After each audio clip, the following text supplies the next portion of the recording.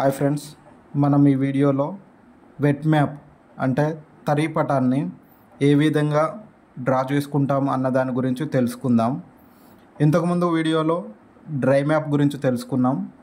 మనం ఈ వీడియోలో వెట్ మ్యాప్ గురించి తెలుసుకుందాం. సో ఇంతకుముందుకు విధంగానే వెట్ మ్యాప్ వచ్చేసి 16 ఇంచ్ ఈక్వల్ టు 1 మైల్గా తీసుకుంటాం అన్నమాట.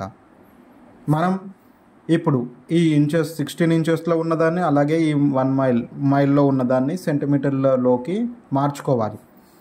మనం ఇంతకుముందు చూసిన విధంగానే 1 మైల్ ఈక్వల్ టు 1.609342 కిలోమీటర్స్ అనమాట.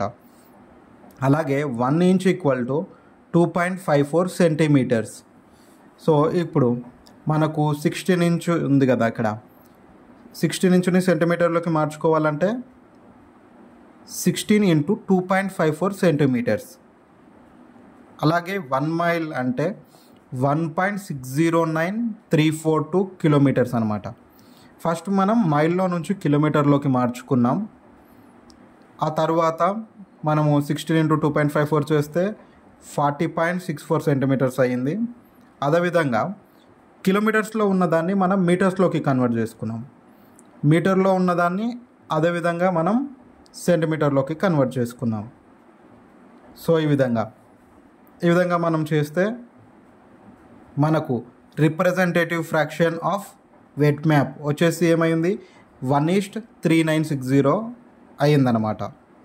ఈ విధంగా వెట్ మ్యాప్ యొక్క రిప్రజెంటేటివ్ ఫ్యాక్టర్ ఏంటి 1:3960 ఇలా అనమాట. ఈ విధంగా మనం డ్రా చేసుకుంటాం అన్నమాట.